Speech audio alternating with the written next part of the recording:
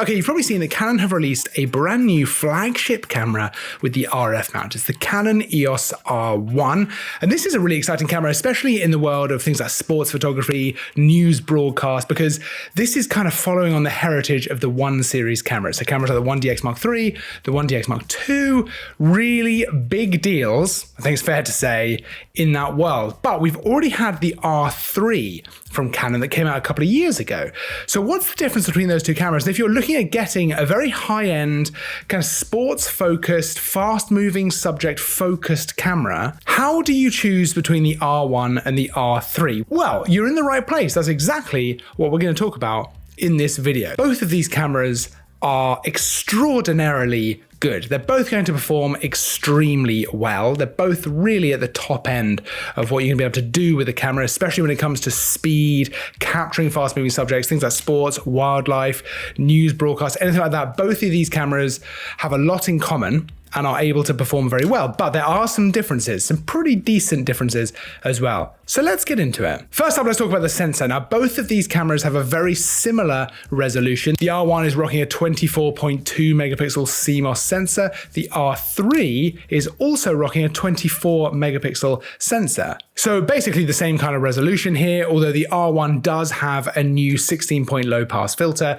And realistically, with some of the other differences, we're going to come into them in a minute, like the different processors, you are likely going to get slightly better image quality out of the R1. Now, that being said, the image quality out of the R3 is still fantastic. And really, I don't know that you're going to notice that much difference between these two in terms of raw image quality, and certainly the same kind of resolution. But there are some additional things in the R1 which do allow you to get some higher levels of detail if you want to. Now, that comes into play when we talk about the processors in these cameras. The R1 has the new Digic X processor, and alongside that, it has what Canon are calling the new Digic X accelerator, which is essentially like a second processor in the camera. Whereas the R3 had the brand new Digic X processor at the time and is absolutely very good. It makes the camera very snappy, very fast, but those two processors in the R1 allow it to do more and actually just be faster as well. It increases things like speed, increases things like image quality, like I mentioned just before,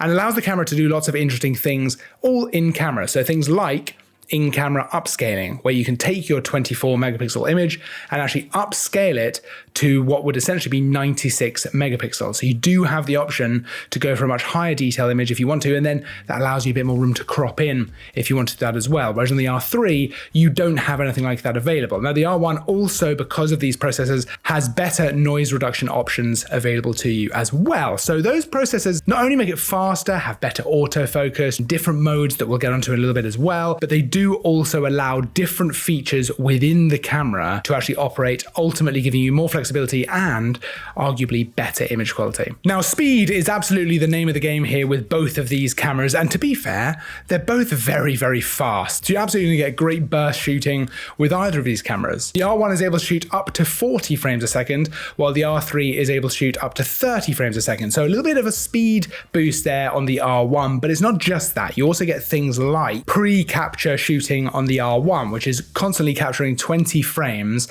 while the shutter is half held down. So once you've got that mode turned on, if you're holding the shutter half down and then you actually start taking the photos, the camera has already captured 20 frames while the shutter was half held down. It's just doing that at a rolling buffer, which means that you're definitely not going to miss the moment. So if you press that just a fraction of a second too late, no worries, you've already got that before, but the R3 doesn't have that in the camera. So not only is the R1 faster, it has other things available to you there to make sure you're capturing the moment. That said, both cameras are able to shoot up to 1/64,000th of a second when it comes to shutter speed, so nice and quick in that regard. Now, autofocus is an area where there is a surprising amount of difference. That said, I will say the autofocus in both of these cameras is just outrageously good. So the R3 at the time had the newest version of Canon's dual pixel CMOS autofocus 2. So that's kind of the flagship autofocus system that Canon were rocking, whereas the R1 does have the even newer version of that, which is called the dual pixel intelligent autofocus. Now, it's important to mention the R3 does have very good tracking. It has eye detection, face detection, and it's able to really keep up with fast moving objects.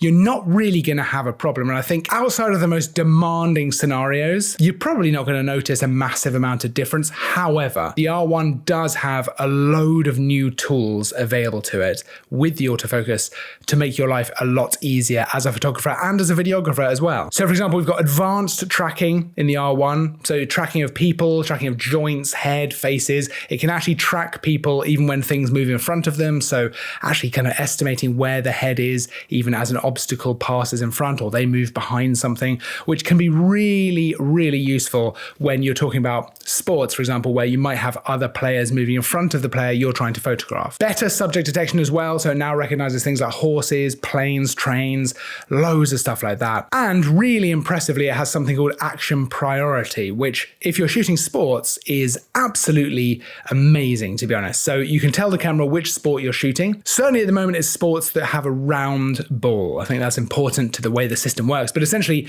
this is where you've got lots of people in the shot and it's able to actually estimate who is going to be in contact with the ball. Of all the people in the scene, who is the one that the camera should be focusing on. The camera's able to work it out for you. And I've got to say, that sounds like a bit of a gimmick. I use this shooting basketball and it is absolutely wild to watch it in action. Every person on the screen had a little square around their face and it's tracking everyone, but it's just dynamically switching between the player who has the ball, the player who's doing the movement, and actually the player you want to be focusing on. So the R1 really, if you're shooting sports like that, especially team sports like that, you're going to notice that as a tool, and it's so good. Now, both cameras also have eye control autofocus. This is where you're able to place your autofocus point by just looking through the viewfinder at that point. It is remarkable to use in real time, and the R3 had this when it came out, and I thought genuinely that it was amazing. It's again another thing that sounds like a gimmick, but actually when you use it, it is incredibly useful, especially when you've got fast moving things in the scene. Now, the R1 has it as well, but it is a significantly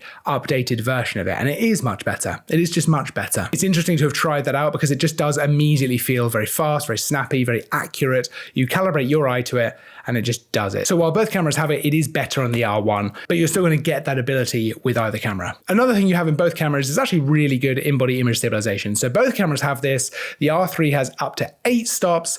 The R1 has it slightly better, up to 8.5 stops. Are you going to notice the difference? I don't know. I'd have to really test these out side by side, shooting the same thing. Personally, for me, they both seem very, very good and very rock solid. So there's no real downside to me on either camera here. You're going to get great stabilization with either one, but worth noting. Now, of course, both of these cameras are absolutely hybrid cameras. So absolutely both able to shoot some great video. And there's actually a little bit less, I think at least, of a difference between the cameras when it comes to video. Although, again, it is a little bit in favor of the R1, as you'd probably expect. So the R1 can shoot 6K up to 60p, and it can shoot in RAW, in camera, 4K 120, you've got loads of codecs to shoot from, you've got loads of options, C-Log 2, Log 3. If you don't want to shoot in RAW, you can shoot 422, 10-bit, you can shoot loads of different ways. There's a lot of flexibility when it comes to the video focus side of things. And you even have the option to shoot video and stills at the same time, going to 2 different cards. Now, that actually to me does feel a bit more like a gimmick. That's not something I would ever really use in the kind of real world.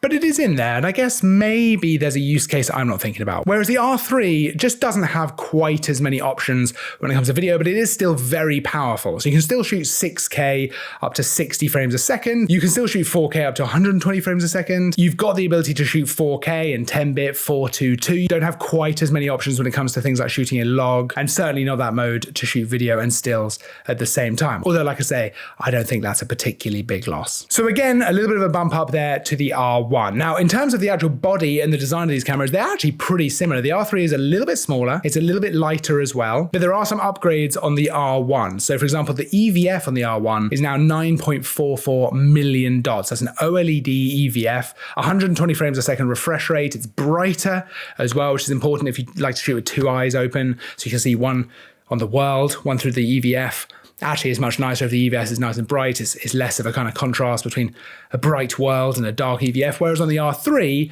you are looking at a 5.76 million dot OLED EVF, still 120 frames refresh rate. That's actually still really good. It's just that the R1 EVF does look really nice to shoot with. So that's a quality thing. Neither of these are bad, right? Neither of these are bad. In fact, that's the case across both of these cameras just in entirety. Neither of these are bad. The R1 is just a bit better. Otherwise, like I say, very similar kind of design outside of the R3 being a little bit smaller and a little bit lighter. You've got that integrated grip design on both of these cameras. And as you'd expect, they're both fully weather sealed to a very high standard, because that's what you'd want from either of these cameras, is the ability to go out in most conditions, pretty much any condition, and be able to get the shot. And it looks like the R1 has a better battery life as well, able to capture more shots on one charge. Now, what I will say is both cameras, for me at least, performed incredibly well when it came to battery, which is unsurprising, right? Coming from that kind of heritage, but they just seem to last a very, very long time, which you love to see, to be honest, especially on a camera like this, you love to see that. And then the final comparison, I think, which is probably the most important, is the price. Now, the R1 has come out at around $6,999. Depending on when you're watching this video, that might be slightly different, but it's come out around that price, whereas the R3 right now is around $5,499. So you're looking at about £1,500, at least here in the UK,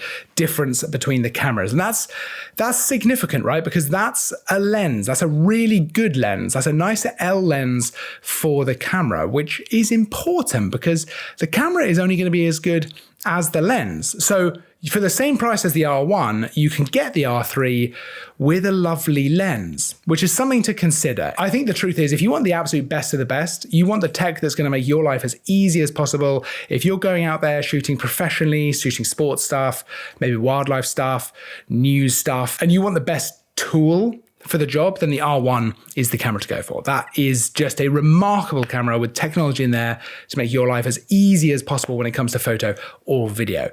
Outside of that, the R3 is a lovely camera to shoot with for this kind of stuff. And with that slight price difference, allowing you maybe to get a lens with the camera for the same kind of price as the R1 body by itself, I think that's a massive part of it. While the R3 is not brand new, it is still really, really good. To be honest, we're talking about two extremely high-level Canon cameras.